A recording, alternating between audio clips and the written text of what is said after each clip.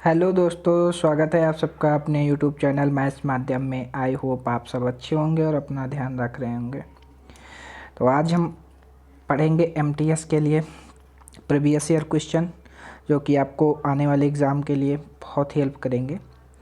MTS, सीजीएलटी और भी जो अदर्स एग्ज़ाम हैं उनके लिए भी महत्वपूर्ण होंगे ये क्वेश्चन। तो चलिए शुरू करते हैं हम अपना सेशन। पहला क्वेश्चन ये रहा है कि 9 रुपये प्रति वस्तु के बजाय 12 रुपये प्रति वस्तु की दर से बेची गई कुछ वस्तुओं के विक्रय मूल्यों के बीच अंतर 150 रुपये है। यदि इन वस्तुओं का क्रय मूल्य 250 रुपये है तो यदि अर्जित लाभ 20% है तो 21 वस्तुओं का विक्रय मूल्य ज्ञात कीजिए। ठीक है, तो हमें करना क्या है, 12 रुपये यानी टोटल वस्तुएं हमारी हो गई x। ठीक है, टोटल वस्तुएं बराबर x। ठीक, 12 रुपये प्रति वस्तु से बेचने पर 12x माइनस 9x, इनके विक्रय मूल्य का अंतर हमें दे रखा है 150। ठीक, यहाँ से 3x बराबर आ जाएगा हमारा 150। x की वैल्यू हमारी आ जाएगी 50 या 150, यानी 50 वस्तुएं टोटल। क्वेश्चन में बोला गया है कि यदि इन वस्तुओं का क्रय मूल्य 250 रुपये है। ठीक है, तो एक वस्तु का मूल्य हम पता चल जाएगा, हमारा क्या हो जाएगा 250 रुपये, 250 रुपये है टोटल वस्तुओं का मूल्य। वस्तुएं कितनी हैं 50, एक वस्तु का हमें मूल्य पता चल जाएगा 5 रुपये प्रति वस्तु। ठीक, अब क्वेश्चन में बोला गया है कि यदि अर्जित लाभ 20% है तो 21 वस्तुओं का विक्रय मूल्य ज्ञात कीजिए। नेक्स्ट पेज पे बता देता हूँ मैं। अर्जित लाभ 20% है, 20% की फ्रैक्शन होती है हमारी 1/5। तो 5 रुपये की वैल्यू हमें दे रखी है, 5 की वैल्यू दे रखी है 5, एक का लाभ हो रहा है यानी 6 की वैल्यू हो जाएगी हमारी 6। ठीक, बोला गया है कि 21 वस्तुओं का विक्रय मूल्य क्या होगा, ये हमारा विक्रय मूल्य निकल के आ गया। तो 21 × 6 बराबर 126 रुपये, यही हो जाएगा 21 वस्तुओं का विक्रय मूल्य। फिर से एक बार समझा देता हूँ। क्वेश्चन ये कह रहा है कि 9 रुपये प्रति वस्तु के बजाय 12 रुपये प्रति वस्तु की दर से बेची गई कुछ वस्तुओं के विक्रय मूल्यों के बीच अंतर 150 रुपये है। यदि इन वस्तुओं का क्रय मूल्य 250 रुपये है और यदि अर्जित लाभ 20% है तो 21 वस्तुओं का विक्रय मूल्य ज्ञात कीजिए। तो टोटल वस्तुएं हमारी x हैं। ठीक है, और 12 रुपये में बेची जाती है, 9 रुपये में बेची जाती है, तो इनका अंतर हो जाएगा 150 रुपया। ठीक है, तो 12x माइनस 9x बराबर 150, 3x बराबर 150, x बराबर 50, टोटल वस्तु हमारी 50 आ गई। इनका क्रय मूल्य 250 रुपया दे रखा है, तो ए टोटल वस्तु है 50 और इनका क्रय मूल्य 250 दे रखा है, तो एक वस्तु का मूल्य हमारा हो जाएगा 5 रुपया। ठीक है, फिर बोला गया कि यदि अर्जित लाभ 20% है तो 20% की फ्रैक्शन होती है 1/5। 5 की वैल्यू हमें दे रखी है 5, तो 6 की वैल्यू, क्योंकि एक का लाभ हो रहा है तो 6 की वैल्यू हमारी 6 हो जाएगी। तो बोला गया था कि 21 वस्तुओं का विक्रय मूल्य क्या होगा, तो 21 × 6 यानी 126 रुपये हो जाएगा इसका आंसर। चलते हैं हम अपने अगले क्वेश्चन पर। क्वेश्चन में ये बोला गया कि एक रेलगाड़ी 36 किलोमीटर प्रति घंटा की गति से चलकर एक खड़े हुए व्यक्ति को पार करने में 10 सेकेंड लगाती है। तदनुसार वह 55 मीटर लंबाई के प्लेटफॉर्म को पार करने में कितना समय लगाएगी। तो हमें पहले रेलगाड़ी की लंबाई पता करनी होगी, क्योंकि व्यक्ति को पार करने पर वो खुद की लंबाई को पार करेगी ना। तो 36 किलोमीटर प्रति घंटा की चाल से जा रहे हैं तो इसको हम मीटर पर सेकेंड में चेंज कर लेते हैं। 36 को मीटर पर सेकंड में चेंज करने के लिए 5/18 से मल्टीप्लाई कर देंगे। 18 दूना 36 और ये आ जाएगा हमारा 10 मीटर पर सेकेंड, यानी 10 सेकेंड में व्यक्ति को पार कर रही है 10 मीटर पर सेकेंड से। तो ट्रेन की लंबाई हो जाएगी 10 × 10 यानी 100 मीटर। ठीक, फिर बोला गया कि तदनुसार वह 55 मीटर लंबाई के प्लेटफॉर्म को पार करने में कितना समय लगाएगी। तो चाल है उसकी 10 मीटर पर सेकेंड, अब खुद की लंबाई के साथ साथ 55 मीटर के लंबे प्लेटफॉर्म को भी पार करेगी, यानी 100 + 55, चाल है इसकी 10 मीटर पर सेकेंड, यानी हो जाएगा ये 155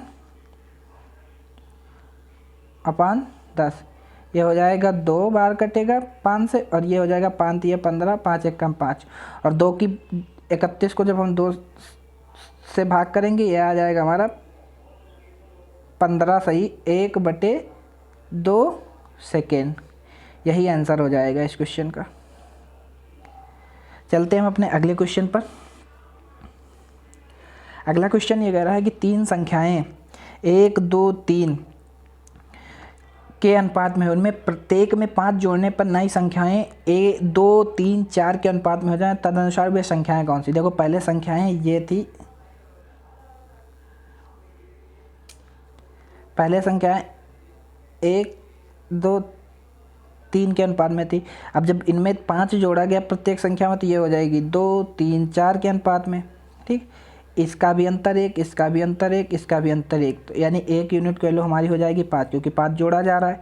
तो बताना क्या है कि पहले संख्याएं किस अनुपात में, मतलब पहले संख्याएं कौन कौन सी थी। 1 की 5 हो गए, तो अब ये ऊपर वाली रेशियो में रख देते हैं 1 की वैल्यू, यानी 5 हो जाएगी, 5 दूनी 10 और 5 तियाँ 15, यही संख्याएं हो जाएंगी 5, 10, 15। ठीक है, चलते हैं हम अपने अगले क्वेश्चन पर। अगला क्वेश्चन ये कह रहा है कि एक वृत्ताकार मैदान के चारों ओर एक वृत्ताकार सड़क है, तदनुसार उस सड़क के बाहरी वृत्त और आंतरिक वृत्त की परिधियों का अंतर 66 मीटर का हो तो सड़क की चौड़ाई कितनी होगी। तो यानी त्रिज्याओं का अंतर हम निकाल लेंगे तो सड़क की चौड़ाई का पता चल जाएगा। ठीक है, आंतरिक वृत्त और बाहरी वृत्त की त्रिज्या है ना, तो ये होता है परिधियों का अंतर हो जाएगा 2πr1 माइनस 2πr2 बराबर 66 मीटर। ठीक, तो यहाँ से हम 2π कॉमन ले लेंगे, ये हो जाएगा r1 माइनस r2 बराबर 66 मीटर, यानी ये हो जाएगा 33। यहाँ से हो जाएगा r1 माइनस r2 बराबर 33 और 32 लिख गया 33। ठीक, अपॉन पाई की वैल्यू होती है हमारी 22/7। ठीक, गैर तिया 33 और गैर दूना 22, इस 7 के ऊपर मल्टीप्लाई कर देंगे, यानी 7 3 21, 21/2, यानी 10.5 मीटर इनकी सड़क की चौड़ाई 10.5 मीटर निकल के आ जाएगी। हमने किया क्या है कि परिधियों का अंतर होता है 2πr1 माइनस 2πr2 बराबर 66, क्योंकि वृत्त की परिधि 2πr होती है। 2π कॉमन यहाँ से r1 माइनस r2 बराबर 66 हो जाएगा, r1 माइनस r2 बराबर 33, और पाई की वैल्यू हमें 22/7 होती है, तो 22/7 रख दिया, 22 और 33 को काटा, गैर तिया 33 और गैर दूना 22, यानी ये हो जाएगा 3/2। अपान में 7 की मल्टीप्लाई ऊपर कर देंगे क्योंकि ये अपान में, तो उसको ऊपर कर देंगे, यानी 21/2 हो जाएगा। 21/2 का मान होता है 10.5। ठीक है, यही आंसर हो जाएगा। चलते हैं अपने अगले क्वेश्चन पर। अगला क्वेश्चन ये कह रहा है कि यदि किसी संख्या को 624 से विभाजित किया जाता है तो शेषफल, यानी अगर कोई संख्या है n, इसको हम 624 से विभाजित करेंगे तो रिमाइंडर बचेगा हमारा 53। अब क्वेश्चन में ये बोला गया कि यदि उसी संख्या को 16 से विभाजित किया जाए, इसी संख्या को हम 16 से विभाजित करेंगे तो शेषफल क्या होगा। तो हम सीधे 53 को विभाजित कर देते हैं 16 से, वही शेषफल आ जाएगा। ठीक है, तो 16 तिया 48, यानी 53 से 48 घटाएंगे कितना बार जाएगा, यानी 5 रिमाइंडर बच जाएगा। ठीक है, एंड ऑप्शन नंबर 4 इसका सही हो जाएगा। चलते हैं हम अपने अगले क्वेश्चन पर। अगला क्वेश्चन ये कह रहा है कि राम अपने पेट्रोल में 20% केरोसिन मिलाकर संपूर्ण मिश्रण को पेट्रोल की कीमत पर बेचता है, तो यदि केरोसिन का क्रय मूल्य पेट्रोल के क्रय मूल्य का 40% है, कुल लाभ कितना होगा। यानी अगर पेट्रोल का मूल्य हमें दे रखा है 100 रुपया, तो केरोसिन का कितना हो जाएगा, उसका 40% यानी 40 रुपये। क्वेश्चन में बोला गया है कि देखो 20% केरोसिन मिलाकर संपूर्ण मिश्रण को पेट्रोल की कीमत पर बेचता है। तो हमें करना क्या है, 1000 लीटर की वैल्यू हमें दे 1000 मिलीलीटर की रुपए में मात्रा दे रखी है 40, और 20% का मतलब 1000 में 200 ml है ना, तो 200 ml की वैल्यू हमारी हो जाएगी 8 रुपये।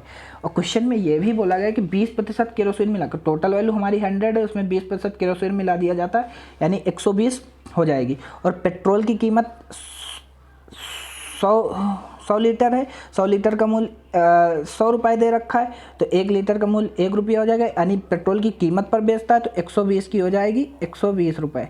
और अगर वो केरोसिन का और पेट्रोल दोनों को मिलाकर बेचता है तब 8 रुपये इसकी वैल्यू हो जाएगी और 100 रुपये इसकी, यानी 108। और लाभ कितना होगा, 12 का लाभ होगा 108 पे, क्योंकि ये सीपी हो जाएगा 100। ठीक, 12 9 108 और 100/9 की वैल्यू होती है 11.11%। एक बार मैं फिर से बता देता हूँ, पेट्रोल की कीमत 100 रुपये प्रति लीटर, ठीक, और केरोसिन की जो है वो पेट्रोल के क्रय मूल्य का 40% है, यानी 40 रुपये प्रति लीटर। और 1 लीटर में होते हैं हमारे 1000 ml, और 20% मिलाया जा रहा है 1000 ml में, तो 200 ml तो मिला ही जा रहा है ना केरोसिन। तो 1000 ml की वैल्यू हमारी 40 रुपये है, तो 200 ml की वैल्यू हमारी 8 रुपये आ जाएगी। ठीक, सिंपल सी बात। फिर ये बोला गया कि 20% केरोसिन का संपूर्ण मिश्रण को पेट्रोल की कीमत पर बेचा जाता है। ठीक है, पेट्रोल की कीमत पर बेचा जाता है, तो 100 रुपये ये और 20% केरोसिन यानी 120 लीटर हो गया, और 1 रुपया पेट्रोल की कीमत है। ठीक है, तो इसको बेचा जाता है 120 × 1 करेंगे 120 रुपये में बेचा जाता है। ठीक, फिर बोला गया कि अगर केरोसिन और पेट्रोल का क्रय मूल्य जो होगा वो 100 रुपये तुम्हारा पेट्रोल है, 8 रुपये केरोसिन है, इन दोनों का मिला के 108 रुपये क्रय मूल्य हो रहा है। तो इन दोनों का जब अंतर करेंगे 12 रुपये क्रय मूल्य 108 है, 12 9 108 हो जाएगा, 12/108 × 100 करेंगे 12 9 108 हो जाएगा। और 100/9 की वैल्यू जो होती है 11.11% होती है, यानी ऑप्शन नंबर 1 सही हो जाएगा। चलते हैं अपने अगले क्वेश्चन पर। अगला क्वेश्चन ये कह रहा है कि एक नाव पानी में धारा के विपरीत 3 घंटे में 75 किलोमीटर, धारा के अनुकूल 1.5 घंटे में 60 किलोमीटर जाती है। यानी धारा के विपरीत जब जाती, विपरीत दिशा में जाती है, तो यानी B - S 75 किलोमीटर, यानी इसको काटेंगे 25 किलोमीटर प्रति घंटा धारा के विपरीत दिशा में, और धारा की दिशा में B + S क्या बोला गया 60 किलोमीटर 1.5 घंटे में तय करती है, यानी हो जाएगा 40 किलोमीटर प्रति घंटा। ठीक, फिर क्वेश्चन में बोला गया है कि शांत जल में नाव की चाल ज्ञात करने के लिए दोनों को जोड़ लेंगे। 2B 40 और 25 65, और B की वैल्यू हमारी निकाल लो, यानी हो जाएगा 32.5 किलोमीटर प्रति घंटा। चलते हैं हम अपने अगले क्वेश्चन पर। अगला क्वेश्चन ये कहा गया है कि किसी वस्तु पर प्राप्त लाभ उसकी लागत का 120% है। यदि उसकी लागत 25% बढ़ा दी जाए तो विक्रय मूल्य को नियत रखा जाए तो प्राप्त होने वाला लाभ विक्रय मूल्य का कितना प्रतिशत होगा। अगर हम CP और P और SP का रेशियो देखें, अगर हमारा CP 100 है और उस पर प्राप्त लाभ उसकी लागत का यानी 100 की लागत का 120% है ना, और 100 120 यानी CP हो जाएगा तुम्हारा 220। अगर लागत को 25% बढ़ा दिया जाए, यानी इसको जब हम 25% बढ़ाएंगे तो ये हो जाएगा 125, और विक्रय मूल्य को नियत रखा जाए। ठीक है, तो इन दोनों का अंतर हो जाएगा 125 यानी 95 का। ठीक, तो लाभ विक्रय मूल्य का कितने प्रतिशत होगा, यानी 95 रुपये का लाभ हो रहा है, 220 का कितना प्रतिशत होगा। ठीक है, ये 0 से 0 कैंसिल हो जाएगा, ठीक। और 11 और 2 पंची 10, यानी 95 इंटू 5/11। 95 इंटू 5 करेंगे यानी 475/11। इसको जब काटेंगे तो ये आ जाएगा लगभग 43% के बराबर। यही आंसर हो जाएगा, यानी ऑप्शन नंबर 4 सही हो जाएगा। चलते हैं हम अपने अगले क्वेश्चन पर।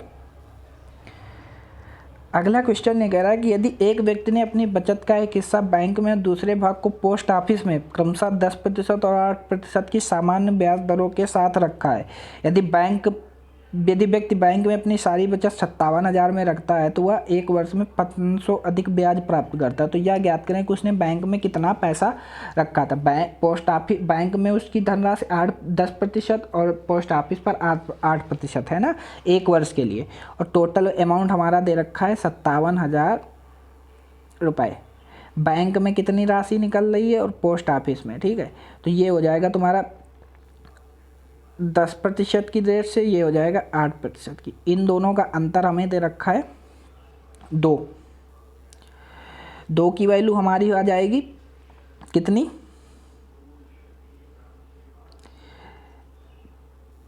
500 रुपये। एक की वैल्यू हमारी आ जाएगी 250, ठीक। 100% की वैल्यू आ जाएगी हमारी 25,000, ठीक। 25,000 आ गई। और 25,000 को जब हम 57,000 माइनस 57,000 से भाग करेंगे,